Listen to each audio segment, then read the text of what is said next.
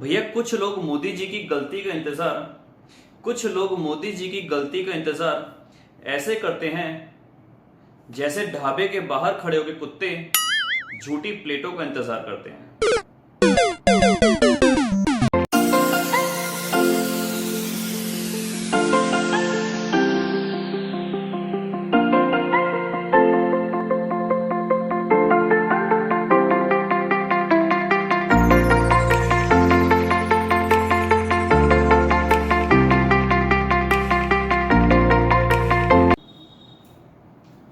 Good morning India, कैसे हो twelfth के बच्चों। Welcome back to your beautiful से channel with your handsome teacher जिसका नाम है फिजिक्स बाय राहुल बंसल। करते हैं स्टार्ट बच्चों आज का टॉपिक। जैसा कि आपको पता चल रहा है chapter number 3 current electricity. Last class में आपने पढ़ा था last topic internal resistance of a cell. आज हम पढ़ने जा रहे हैं TPD, T for terminal, P for potential and D for difference. तो नाम हुआ terminal potential difference. Terminal potential difference of a cell. आपको याद होगा हमने एक क्लास के अंदर पढ़ाया था EMF of a cell. EMF of a cell का मतलब हुआ इलेक्ट्रोमोटिव फोर्स। मैंने बताया था इलेक्ट्रोमोटिव फोर्स बेशक नाम में फोर्स आ रहा है लेकिन एग्जैक्टली वो फोर्स नहीं होती है। तो आज हम पढ़ने जाएंगे TPD, टर्मिनल पोटेंशियल डिफरेंस, और उसके बाद हम पढ़ेंगे कॉम्बिनेशन ऑफ सेल्स जिसको हम बोलते हैं बैटरी। और एक खास बात आपको बता दूं मैं कि अगर आपको बायोलॉजी पढ़ने का इंटरेस्ट है, अगर आपको मैथमेटिक्स पढ़ने का इंटरेस्ट है तो डिस्क्रिप्शन के अंदर आपको लिंक मिल जाएंगे। बायोलॉजी के टीचर का नाम है बायोलॉजी बाय MSK और मैथमेटिक्स के टीचर का नाम है मैथमेटिक्स बाय गौरव निगम। तो आप उन लिंक्स पर टच करके उनके चैनल को सब्सक्राइब कर सकते हैं और वहां पर बिल्कुल इसी तरीके से फिजिक्स की तरह ही कंटिन्यूटी में चैप्टर नंबर 1, 2, 3 चल चुके हैं। वहां पर आप उनके लेक्चर्स को देख सकते हैं। बहुत अच्छी क्लासेस हैं। Wish you all the best. तो स्टार्ट करते हैं बच्चों टॉपिक आपका आज का जिसका नाम है टीपीडी, टर्मिनल पोटेंशियल डिफरेंस।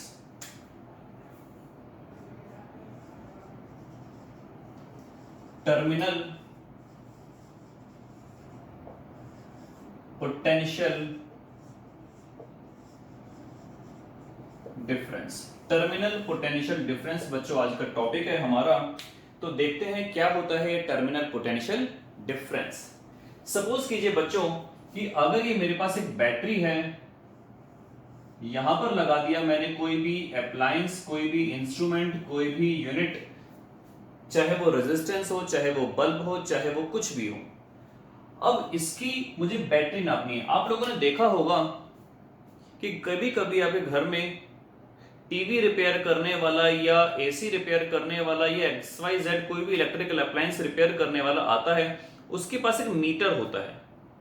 वो मीटर की दो तारों को तारों में टच करता है, टीवी के किसी भी अप्लायंस में टच करता है, उसकी सुई घूमती है इस तरीके से। तो वो बेसिकली क्या मेजर करता है? वो मेजर करता है कि वो कनेक्शन प्रॉपर है। उसी जो मीटर है, मल्टीमीटर उसको हम बोलते हैं, उसी मल्टीमीटर की सहायता से हम नाप सकते हैं कि जो हम मार्केट से नया सेल खरीद के लाए हैं उस सेल की एग्जैक्ट वोल्टेज कितनी है, उस सेल की टर्मिनल पोटेंशियल डिफरेंस क्या है, या फिर उस सेल की EMF क्या है। आप लोग आगे जाके पढ़ेंगे, एक अप्लायंस आएगा, एक इंस्ट्रूमेंट आएगा आपके फिजिक्स में, इसी चैप्टर में, नाम है पोटेंशियोमीटर। पोटेंशियोमीटर, और एक नाम आपने पढ़ा है वोल्टमीटर। वोल्टमीटर के बेसिकली करता है, वोल्टमीटर नापता है वोल्टेज को, वोल्टमीटर नापता है वोल्टेज को, और पोटेंशियोमीटर भी नापता है वोल्टेज को। बच्चों दोनों में डिफरेंस क्या है मैं आपको समझाता हूं। पोटेंशियोमीटर नापता है वोल्टेज को जब सर्किट ओपन होता है। सर्किट ओपन होने का मतलब क्या हुआ? There is no flow of current in the circuit, no flow of current in the circuit. लेकिन जब हम स्विच को टैप कर देंगे और सर्किट में करंट फ्लो करना चालू कर जाएगा, सर्किट में करंट फ्लो करना चालू कर जाएगा, ऐसी कंडीशन में हम पोटेंशियोमीटर की जगह क्या लगाएंगे? वोल्टमीटर। मैं ये डेफिनेटली बोलूंगा कि अब जो वोल्टमीटर वोल्टेज नापेगा वो एग्जैक्ट EMF से कम होगी। ये सारे के सारे फंडा आपको समझ में आएंगे आगे चल के। पोटेंशियोमीटर जो नापता है वो ओपन सर्किट में नापता है, उसको करंट के फ्लो करने की रिक्वायरमेंट नहीं है। लेकिन जो आपका वोल्टमीटर नापता है वो क्लोज्ड सर्किट में नापता है। तो क्लोज्ड सर्किट वाली जो नेट वैल्यू आती है वोल्टेज की, वो ओपन सर्किट वाले से लिटिल बिट कम होती है। तो आज हम जो पढ़ने जा रहे हैं वो हम पढ़ने जा रहे हैं वोल्टमीटर। पोटेंशियोमीटर 2-3 क्लासों के बाद हम स्टार्ट करेंगे। देखिए, तो ये आपके पास हो गया पॉजिटिव टर्मिनल, ये हो गया नेगेटिव टर्मिनल, और इसमें कुछ ना कुछ इंटरनल रेजिस्टेंस होगी जिसकी वैल्यू हमने मान ली आर। एक्सटर्नल लोड जो हो गया आपके पास उसकी वैल्यू मान ली बड़ी आर। अब यहां पर मैंने लगा दिया बच्चों अपना वोल्टमीटर, ये मैंने लगा दिया अपना वोल्टमीटर। अब सपोज कीजिए यहां पर हो गया मेरे पास एक स्विच, ये हो गया स्विच। इस टाइम ये स्विच है ओपन सर्किट में। ओपन सर्किट का मतलब क्या हुआ, there is no flow of current. तो यहां पर जो ये वोल्टमीटर नापेगा इसकी वैल्यू को, वो होगी एग्जैक्टली क्या, एग्जैक्टली ईएमएफ, क्योंकि यहां पर कोई भी करंट ड्रॉ नहीं हो रहा इस बैटरी से। तो हम यहां पर लिख सकते हैं कि इन ओपन सर्किट, और आज समझ जाएंगे आप लोग आज कि ओपन सर्किट का मतलब बेसिकली हुआ क्या, नो करंट फ्लोज,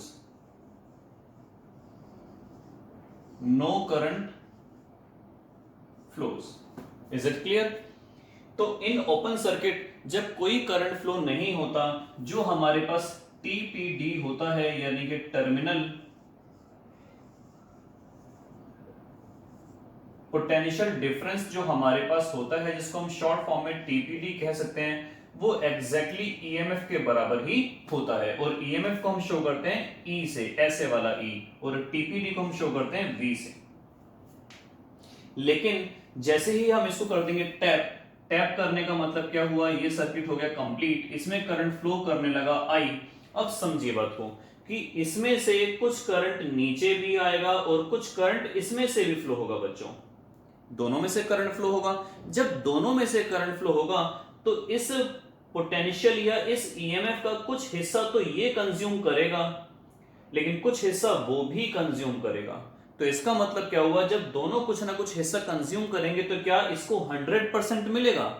सोचिए, क्या इसको 100% मिलेगा? नहीं मिलेगा। ऐसा समझिए कि अगर मैं बोलूं कि एक बांध है, एक डैम है, और उस डैम का जो भी पानी आ रहा है वो सारा का सारा एक नदी में आ रहा है। अब नदी में हमने दोनों तरफ क्यारियां बना दी, छोटे छोटे पार्टीशन बना दिए, और उन पार्टीशन पर लगा दिए गेट्स। अगर वो गेट क्लोज हैं तो सारा का सारा डैम का पानी कहां जा रहा है, उस मेन रिवर फ्लो में जा रहा है। लेकिन अगर वो जैसे ही मैं डैम के जो उस क्यारियों के गेट्स है वो ओपन कर दूं, तो लिटिल बिट ही सही, लेकिन कुछ ना कुछ पानी उन क्यारियों में भी मूव करेगा। तो क्या 100% पानी अब बांध का उस मेन स्ट्रीम को मिल रहा है, उस मेन रिवर को मिल रहा है? नहीं मिल रहा। सेम सिस्टम यहां पर है कि जैसे ही करंट फ्लो होना स्टार्ट होगा तो कुछ पोटेंशियल इस ईएमएफ का कुछ हिस्सा कंज्यूम करेगा ये, और कुछ हिस्सा कंज्यूम करेगा ये खुद। कौन? इसका नाम है वोल्टमीटर। तो इसका मतलब क्या हुआ कि यहां पर हम बोलेंगे, क्या बोलेंगे यहां पर, समझिए बात को, कि आई जब इसमें से फ्लो करा, आई डेफिनेटली उसमें से भी फ्लो करेगा, करंट उसमें से भी फ्लो करेगा। तो हम यहां पर इस तरीके से कह सकते हैं कि कुछ वोल्टेज ये खुद भी कंज्यूम कर रहा है और कुछ वोल्टेज पहुंचाई गई है रेजिस्टेंस को। तो यहां पर बच्चों यही समझने की कोशिश कीजिए कि अगर आपके पास जब ओपन सर्किट है, ओपन सर्किट के अंदर कोई करंट फ्लो नहीं करेगा, ओपन सर्किट में कोई करंट फ्लो नहीं करेगा, और जब कोई करंट फ्लो नहीं करेगा तो कोई भी terminal potential difference, terminal potential difference का मतलब है इसने कोई भी वोल्टेज कंज्यूम नहीं करी। और जब बच्चों कोई भी कंज्यूम नहीं करी तो जितनी भी वोल्टमीटर है वो इसकी एग्जैक्ट वैल्यू को नाप लेगा। लेकिन जैसे ही करंट फ्लो होना चालू हुआ तो इसके पास अपनी इंटरनल रेजिस्टेंस है। क्या है बच्चों? इसके पास अपनी इंटरनल रेजिस्टेंस। तो इसकी अपनी जो इंटरनल रेजिस्टेंस है वो भी कुछ ना कुछ वोल्टेज को कंज्यूम करना चालू कर देगी। तो सपोज कीजिए इसकी वैल्यू है 40, इसने खुद कंज्यूम करी 1 वोल्ट, तो आगे कितनी इसको अवेलेबल हुई? 39 वोल्ट, 39 वोल्ट्स। तो यहां पर हम वही लिखने जा रहे हैं, ये हुआ आपके पास फर्स्ट पॉइंट। आगे हम यही लिखने जा रहे हैं कि इन क्लोज्ड सर्किट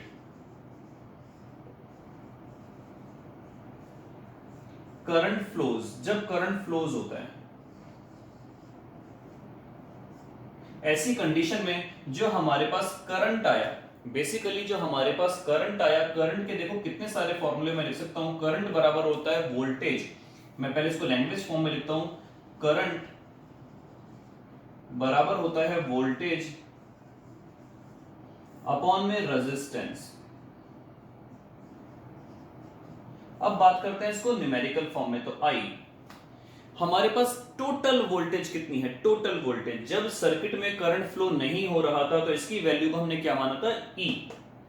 तो यहां पर हमने टोटल वोल्टेज ली ई, और इस सर्किट में टोटल रेजिस्टेंस कितनी है बच्चों? देखो ध्यान से, एक्सटर्नल रेजिस्टेंस है कैपिटल आर और इंटरनल रेजिस्टेंस है स्मॉल आर, और दोनों की दोनों लगी हुई है सीरीज में। सीरीज का मतलब क्या हो गया? अगर ये वाली को क्लोज कर देंगे तो भी करंट फ्लो होना बंद हो जाएगा, और इंटरनल वाली अगर फूक जाएगी तो भी करंट होना फ्लो बंद हो जाएगा। टोटल वोल्टेज अगर लिखूंगा तो नीचे लगाऊंगा मैं total resistance r plus are. अगर मैं बात करूं इसको वोल्टेज कितनी अवेलेबल है, सपोज करो इसको वोल्टेज अवेलेबल है V, तो अगर मैं केवल इसकी वोल्टेज की बात करूं तो V, और इसकी रेजिस्टेंस की बात करूं तो R। अगर मैं बात करूं कि इस बैटरी के पास, इस रेजिस्टेंस, इंटरनल रेजिस्टेंस के पास कितनी वोल्टेज अवेलेबल है बच्चों, टोटल वोल्टेज कितनी थी? E, जिसमें से ये कितनी पी गया, ये कितनी पी गया, ये पी गया V, तो बची कितनी? E थी टोटल, V इसने कंज्यूम कर ली, तो बची कितनी इस इंटरनल वाली के लिए? ये आपके पास बची E माइनस V, और इसकी रेजिस्टेंस कितनी है? Small r. एक बार फिर से समझते हैं, दोबारा से देखिए, करंट बराबर क्या होता है? वोल्टेज अपॉन में रेजिस्टेंस। अगर मैं बात करूं टोटल एज ए होल, तो टोटल वोल्टेज कितनी है? E, और टोटल रेजिस्टेंस कितनी है? R plus R। अगर मैं बात करूं कि इसको कितनी वोल्टेज अवेलेबल हुई? V, तो V के नीचे इसकी रेजिस्टेंस R। अगर मैं बात करूं कि इसको वोल्टेज कितनी अवेलेबल हुई, तो टोटल थी E, इसके पास चली गई V, तो बची कितनी? E माइनस V, और इसकी रेजिस्टेंस कितनी है? Small r। तो ये आपके पास निकल के आया रिलेशन। न्यूमेरिकल के अंदर ये आपको डिसाइड करना पड़ेगा कि हम कौन सा फॉर्मूला किस टाइम में अप्लाई करेंगे। इज इट क्लियर बच्चों? तो ये था आपके पास टॉपिक। डेफिनेशन देख लेते हैं हम फटाफट टर्मिनल पोटेंशियल डिफरेंस की। तो टर्मिनल पोटेंशियल डिफरेंस की डेफिनेशन क्या है? It is defined as the potential difference between the two terminals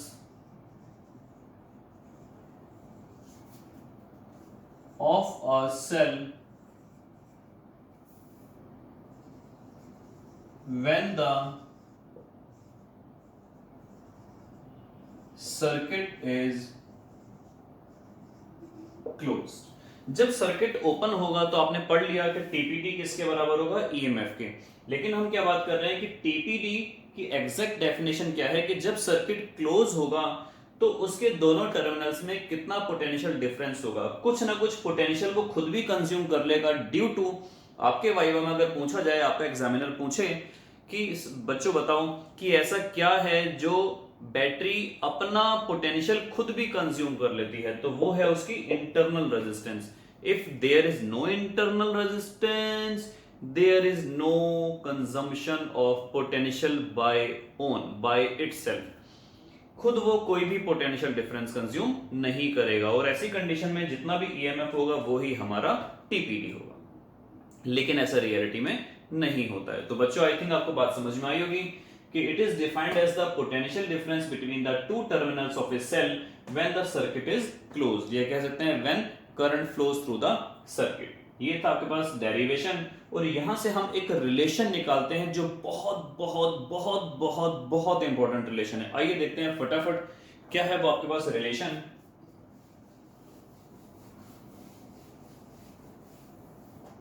वो रिलेशन आपके पास है, अगर मैं इन दोनों को देखूं, इन दोनों को, तो आपके पास हुआ I equals to E minus V upon में R। I की आपने मल्टीप्लाई कर दी R में, ये बन गया E minus V, minus V इधर आके हो गया प्लस V, ये हो गया E माइनस IR। आप देख सकते हैं ध्यान से कि R की वैल्यू चाहे छोटी ही सही, लेकिन होगी वो डेफिनेटली पॉजिटिव। करंट छोटा ही सही, कितना भी छोटा सही, लेकिन करंट होगा डेफिनेटली पॉजिटिव क्वांटिटी। तो जब दो पॉजिटिव को मल्टीप्लाई करेंगे तो एक नई पॉजिटिव क्वांटिटी आएगी, और E में से घटाएंगे तो डेफिनेटली V की वैल्यू जो आएगी वो E से कम आएगी। तो ध्यान रखना कि V is always less than E।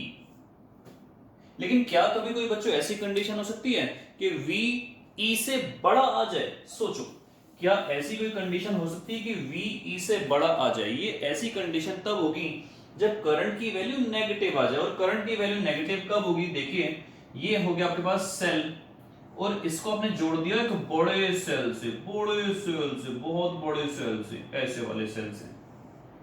अब बताओ यहां पर अगर मैं टीपीडी निकालना चाहूंगा तो एग्जैक्टली वैल्यू क्या आएगी? एग्जैक्टली समझो बच्चों, ये अपना करंट निकालना चाह रहा है, ये भी अपना करंट पॉजिटिव से निकालना चाहेगा, लेकिन ज्यादा ताकतवर कौन है, ज्यादा पावरफुल कौन है? ये ज्यादा पावरफुल है। ऐसी कंडीशन में ये करंट निकाल नहीं पाएगा, ये अपना करंट उसके मुंह में ठूंस देगा। तो ऐसी कंडीशन में हम बोलेंगे ये वाला जो हमारा सेल है ये हो रहा है रिचार्ज। जैसे कि आपकी होती है फोन की बैटरी। आपके फोन की जो बैटरी है वो अगर 5 वोल्ट की है, बाहर से कितना वोल्ट सप्लाई हो रहा है? 220, तो नेट उसको वोल्ट कितना मिला? बिल्कुल सही पकड़े हैं, 215 वोल्ट। उसकी जो इंटरनल रेजिस्टेंस रहेगी उससे आप डिवाइड कर देंगे तो हम निकाल सकते हैं कितना करंट उस बैटरी में at a particular moment flow हो रहा है। तो यहां पर वही चीज है, ये जो आपके पास V is less than E आया, ये ऑलवेज नहीं बोलेंगे, ये हम बोलेंगे ड्यूरिंग डिस्चार्जिंग। डिस्चार्जिंग ये कब हो रहा है बच्चों? जब हो रहा है हमारा डिस्चार्जिंग। किसका? बैटरी का। जैसे फोन के अंदर आपने बैटरी लगाई और फोन को आप यूज कर रहे हो, उस टाइम हो रहा है आपके पास डिस्चार्जिंग। लेकिन अगर आप अपनी बैटरी को जब कभी रिचार्ज करते हो तो उस समय क्या होगा? उस समय हमारे पास आई, हम यहां पर बोलेंगे during recharging of the battery. ऐसे में जो करंट आपके पास निकल के आएगा उसकी डायरेक्शन पलट जाएगी और वो बन जाएगा माइनस का आई। तो V बराबर हो जाएगा E माइनस का आई आर, और ये बन जाएगा V equals to E plus I r. और जब E प्लस आई आर बन जाएगा तो हम बोलेंगे कि V is greater than E। तो ये वाला टॉपिक ज्यादा इंपॉर्टेंट है बच्चों, ध्यान रखना। क्या एग्जाम में कभी ऐसा कोई क्वेश्चन आएगा कि बताओ ऐसा व्यक्ति का नाम जिसके 2 आंखें हों? अरे भैया सभी की 2 आंखें होती हैं, ऐसा कभी क्वेश्चन नहीं आएगा। क्या ऐसा कभी क्वेश्चन आएगा कि बताओ ऐसा मेटल का नाम जो चमकीला होता है? अरे भैया सभी चमकीले होते हैं। लेकिन क्या कभी ऐसा आ सकता है कि ऐसे मेटल का नाम बताओ जो चाकू से भी काटा जा सकता है? सोचिए, मेटल तो हार्ड होते हैं, लेकिन ऐसा कोई मेटल जो चाकू से भी काटा जा सकता है? Potassium and sodium, soft metal. तो इसका मतलब क्या हुआ? एग्जाम में चांसेस होते हैं एक्सेप्शन आने के। ऐसा कोई नॉन मेटल जो चमकीला होता है, नाम है आयोडीन। तो इसका मतलब क्या हुआ? एग्जाम में चांसेस होते हैं एक्सेप्शन ज्यादा आने के। तो एक्सेप्शन क्या हुआ कि एग्जाम में पूछा जाएगा उस कंडीशन का नाम बताओ जिस समय टीपीडी ईएमएफ से ज्यादा हो।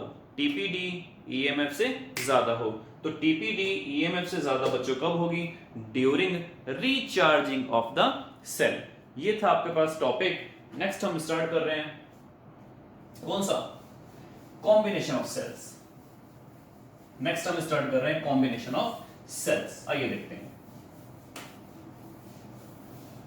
Combination of cells. Combination of cells को हम बैटरी भी बोल देते हैं बच्चों, बैटरी।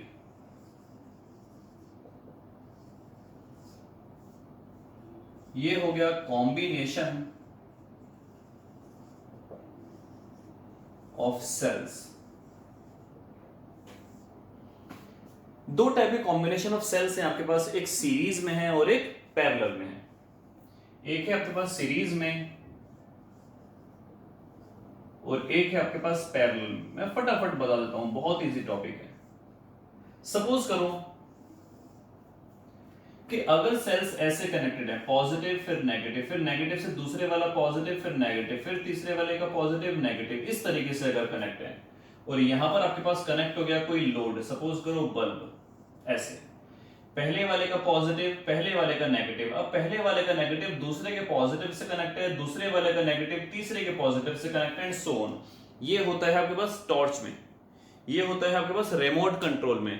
जब कुछ ऐसा होता है कि अगर मैं बोलूं ये वाला हिस्सा टॉप वाला पॉजिटिव है, ये वाला नेगेटिव है, इस नेगेटिव से फिर इसका पॉजिटिव आप ऐसे कनेक्ट करते हो, फिर एक और पीछे कनेक्ट करते हो, तो बेसिकली होता क्या है, पॉजिटिव पॉजिटिव का नेगेटिव, फिर इसका पॉजिटिव इसके नेगेटिव से कनेक्ट हो गया, फिर तीसरे का पॉजिटिव इसके नेगेटिव से कनेक्ट हो गया। तो ये कंडीशन आती है जब हमें ज्यादा पावर या ज्यादा ईएमएफ चाहिए होती है, ताकि इन सब की ईएमएफ एड ऑन होती रहे। डेफिनेशन में हम बच्चों ये भी बोल देते हैं कि जब दो डेफिनेशन सुनना आप, कॉम्बिनेशन ऑफ सेल्स जब वो सीरीज में है, जब वो सीरीज में है, तो इसकी दो डेफिनेशन आपको मैं बताता हूं। पहली डेफिनेशन क्या है कि जब पहले सेल का पॉजिटिव दूसरे के नेगेटिव से, पहले का नेगेटिव दूसरे के पॉजिटिव से सो ऑन कनेक्ट होते रहें, तो हम क्या बोलेंगे इंग्लिश में कि when terminal negative terminal of first cell is connected to positive terminal of second cell and negative terminal of second cell is connected to positive terminal of third cell and so on. This combination is called series combination of cells. या फिर हम एक ऐसी बात भी बोल सकते हैं कि सब में से सेम करंट फ्लो हो। आपको याद हो सीरीज में क्या हुआ करता था, सेम करंट फ्लो होता था। तो अगर सब में से सेम करंट फ्लो होगा तो वो भी हमारे पास सीरीज कॉम्बिनेशन बन जाएगा। तो अगर सपोज करो सभी की ईएमएफ मैंने सेम ले ली, all cells has same EMF, सबकी ईएमएफ कितनी हो गई ई, और इंटरनल रेजिस्टेंस सबकी कितनी हो गई आर। तो टोटल ईएमएफ कितनी हो जाएगी बच्चों, total EMF, number of cells आपने मान लिए कितने, एन, तो एक की ई हो गई दूसरे की ई हो गई, जुड़ते जुड़ते आपके पास आ जाएगा एन ई।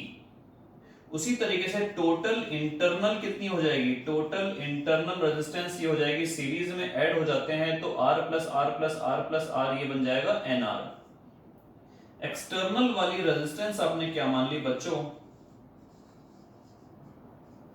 एक्सटर्नल रेजिस्टेंस आपने मान ली कैपिटल आर।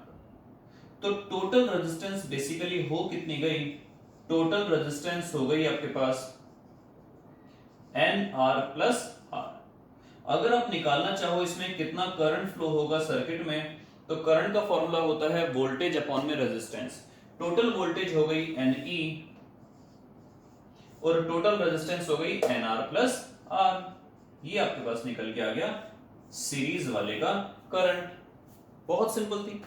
चलते हैं पैरेलल में। बच्चों पैरेलल का मतलब क्या हुआ, जब सभी के पॉजिटिव एक साथ कनेक्ट हो और सभी के नेगेटिव एक साथ कनेक्ट हो, या फिर बोल सकते हैं कि सब में से करंट तो अलग अलग फ्लो हो लेकिन सबकी वोल्टेज सेम हो। कुछ इस तरीके से positive negative positive negative positive negative positive negative, और ये सारे के सारे आपस में कुछ इस तरीके से कनेक्ट है, ये सारे के सारे आपस में कुछ इस तरीके से कनेक्ट है, और ये फिर कनेक्ट हैं बल्ब से, एक्सटर्नल लोड से। हमने फिर से वही मान लिया नंबर ऑफ सेल्स एन, हमने फिर से वही मान लिया कि number of cells m n और सभी की ईएमएफ ई। लेकिन आपको याद होगा कि पैरेलल के अंदर वोल्टेज सेम रहती है, तो टोटल ईएमएफ कितनी हो जाएगी बच्चों, केवल ई रहेगी, वो एन ई नहीं बनेगी। फिर से समझ लो, आपको बताया गया था कि पैरेलल के अंदर वोल्टेज सेम रहती है, वोल्टेज इंक्रीज नहीं करती है, तो इसका मतलब क्या हो गया, टोटल ईएमएफ कितनी रहेगी, ई रहेगी। अब बात करते हैं इंटरनल रेजिस्टेंस की। ये पैरेलल में लगे हुए हैं तो नेट इंटरनल रेजिस्टेंस आपके पास कुछ ऐसे निकलेगी 1/RP, P फॉर पैरेलल, ये हो जाएगा 1/R plus 1/R plus 1/R plus कितने टाइम्स, n टाइम्स। ये हो गया 1/RP, ये हो गया आपके पास n टाइम्स का n ऊपर और r आ गया नीचे, और Rp की वैल्यू आ गई R/n। एक्सटर्नल वाली रेजिस्टेंस कितनी थी, एक्सटर्नल रेजिस्टेंस थी कैपिटल R इस बल्ब की, तो टोटल रेजिस्टेंस कितनी आ गई आपके पास, total resistance of the circuit आ गई आपके पास R/n प्लस R। अगर मैं बात करूं इस सर्किट में करंट कितना फ्लो करेगा, तो करंट की वैल्यू होती है वोल्टेज जो E है, और नीचे आ जाएगा टोटल रेजिस्टेंस यानी कि R/n प्लस R। ये n हम जब एलसीएम लेंगे तो खुदक के ऊपर चला जाएगा, तो कुछ ऐसा बन जाएगा Ne अपॉन में R प्लस NR। ये आपके पास निकल के आया करंट जब सेल्स लगे हुए हैं किसमें, सेल्स लगे हुए हैं पैरेलल में, और ये निकल के आया करंट जब सेल्स आपके पास लगे हुए हैं सीरीज में। तो आज हमने पढ़े बहुत बहुत इंपॉर्टेंट टॉपिक 3, जिसका नाम था TPD, so called terminal potential difference, और आपने पढ़ा कॉम्बिनेशन ऑफ सेल्स। स्टार्ट करते हैं फटाफट पीडीएफ, जो क्वेश्चंस के लिए आप लोग एक्साइटेड रहते हैं। देखते हैं क्या है वो क्वेश्चंस।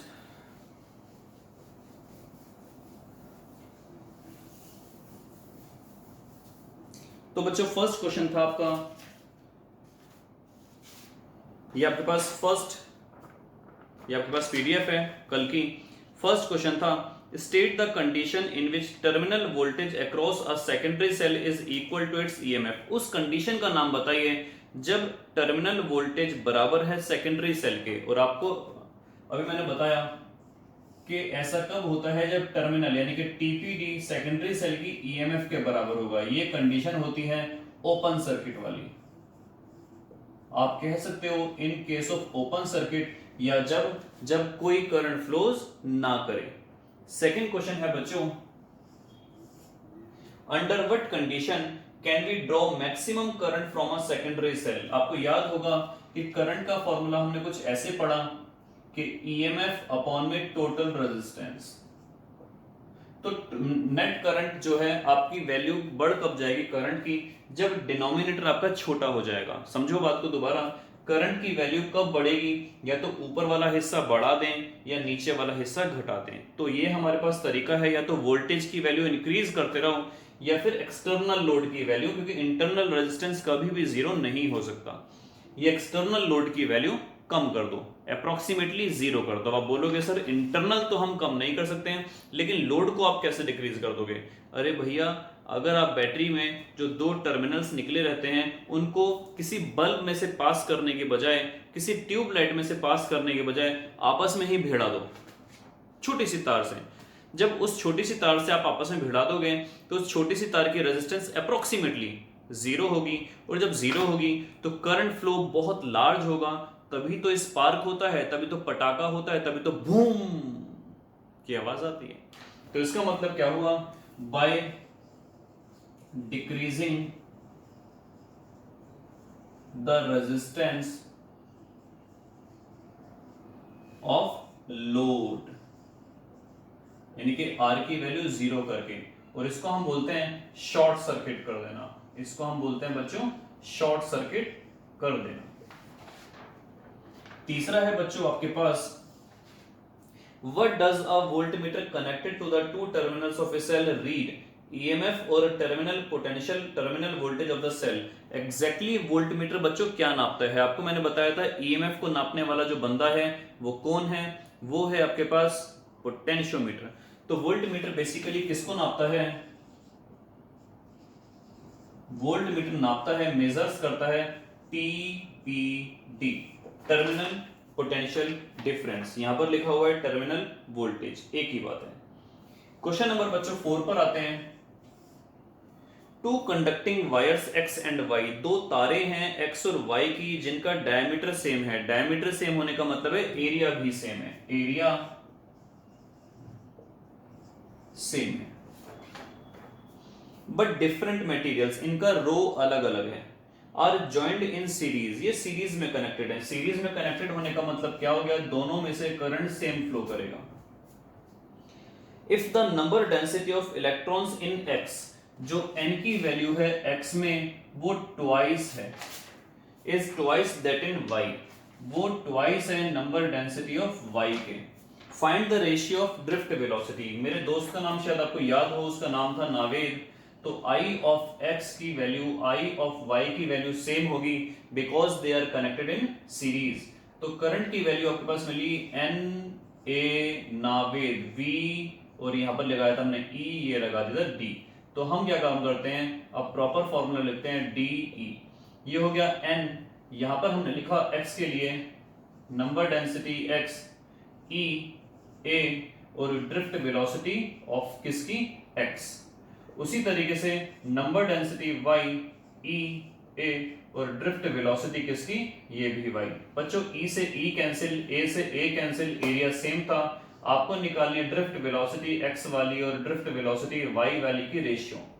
तो इसके नीचे ये आ गया और नंबर डेंसिटी y ये चला गया, नंबर डेंसिटी x ये चला गया। आपको याद होगा ny की वैल्यू के नीचे अगर मैं nx को ले आऊं तो ये 1/2 मिलने वाला है। तो ड्रिफ्ट वेलोसिटी x अपॉन में ड्रिफ्ट वेलोसिटी y आपको मिलेगा 1/2।